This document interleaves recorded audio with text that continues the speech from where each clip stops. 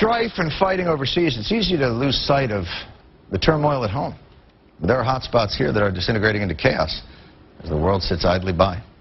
Wyatt Cenac traveled to Long Island and filed this report. We've all heard about the religious structure that's been enraging Manhattanites. Now a similar controversy is engulfing Long Island. Call it a holy war in the Hamptons. Residents of the village of West Hampton Beach says the proposal of an Eruv is an outrage. That's right. A Jewish Orthodox group has been given permission to erect a religious boundary called an Eruv around West Hampton Beach, a structure supporters claim will be harmless. It's just a religious freedom issue. And if your religion requires that Eruv, you should be able to do it. But for others, it's an aesthetic issue. It would totally transform the look of this town, which I enjoy. What does an Eruv look like, Charles? Basically, you wouldn't even see the thing. It's a matter... You wouldn't see it. No, because it's a line. It could be a thin line running through the poles in the street around a whole area. It really is almost invisible. Yes, these beautiful seaside power lines will be ruined by this. Wait, this. Over here. See? What is the problem with letting them have a string around the town? It will attract many, many Orthodox Jews who want to break the rules of their religion. Oh, so maybe the view he's talking about is less this and more this. The Orthodox want an Eruv because Jewish law prohibits performing daily tasks on the Sabbath. Everything from pushing a stroller to even carrying keys. If I were in an Eruv, can I kill a man?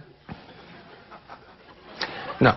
Oh, okay. If the string is virtually invisible, why not just pretend it's there? You can't say it's there and it's not there. If you're not involved, it's imaginary to you. But it's imaginary. It's real, but it's imaginary in a metaphorical sense. So it's really imaginary. It's not quite like Alice in Wonderland. It's more like Mr. Snuffleupagus? I went to West Hampton Beach to save the town before it became a lawless Wild West. Bank. You know, it allows them to push their carriages, and it's okay. But first they start pushing their kids, next they start pushing their Orthodox agenda. I think that people just need to be more open-minded, and I think it'll all work itself out. I'm not worried about the Eruv, really.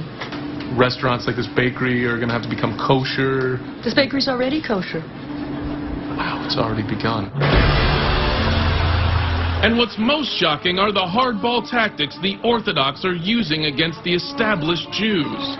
One of them tried to explain to me very loudly that she could not shop on the Sabbath, and then I said to her, take your große tuches, which means very large behind, outside of my store.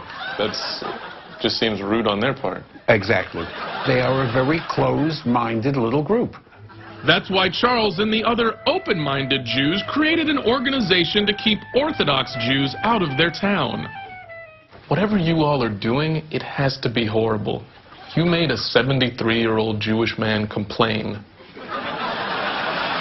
I envy him because that's the only thing he's got to complain about is that fishing line up there. Boy. There had to be a way to bring peace to this troubled land. Perhaps a compromise. An Eruv hat? Yeah. Look, huh? Got myself a nice little bacon sandwich and a glass of milk. Check me out. Oh. What's this? Look at me. That's delicious. Even if you had an Eruv from here to California, you can't eat that. It's ironic that both groups with 4,000 years of shared history were choosing to ignore tradition. Charles, we should keep the Hamptons the way they're supposed to be. Christian.